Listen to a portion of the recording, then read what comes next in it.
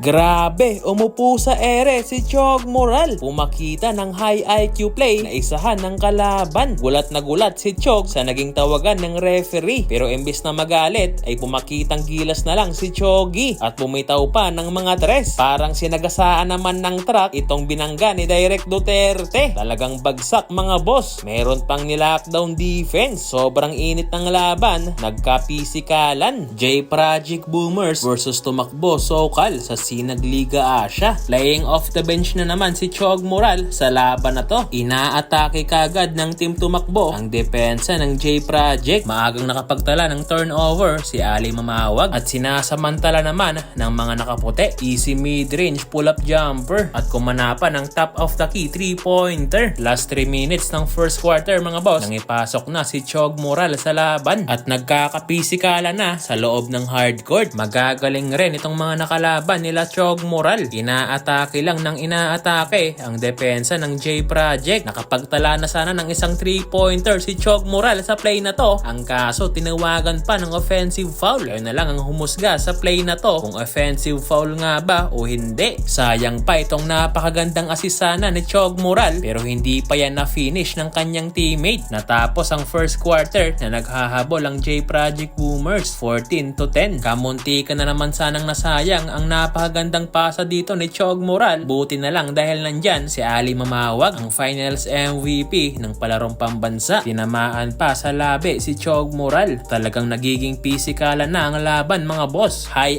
IQ play naman ang ipinakita dito ni Chog Moral na isahan ng kalaban. Hindi nga lang niya naipasok pero nakakuha naman siya ng foul at naipasok ang isang free throw. Grabe naman dito si Direk Duterte. Offensive rebound with the easy 2 points sa ilalim. Sabay lockdown defense sa kanyang tao. Tuluyan ang nakuha ng J-Project Boomers ang kalamangan dahil sa tres na to ni Guevara. Chog Moral with a reverse layup.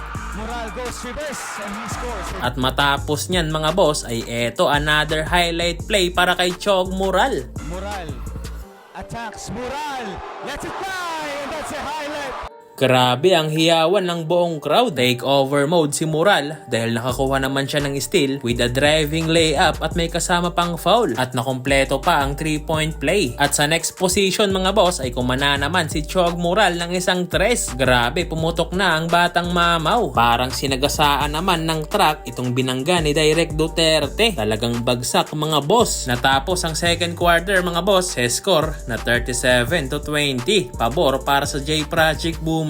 Third quarter ay sumali na rin sa show si Edvil Mundas at dinudumi na pa rin ng J-Project ang painted area. Grabe naman talaga si Direk Duterte. Talagang sinagasaan na naman ang kalaban palabas ng court mga boss. Natawagan nga lang yan ng offensive foul. Palaging nakakalibre pa rin sa ilalim itong J-Project Boomers. Natapos ang third quarter mga boss, natambak na ang inabot ng Team Sokal tumakbo. Kaya sa huli, panalo ang team nila Chog Moral, undefeated pa rin mga boss.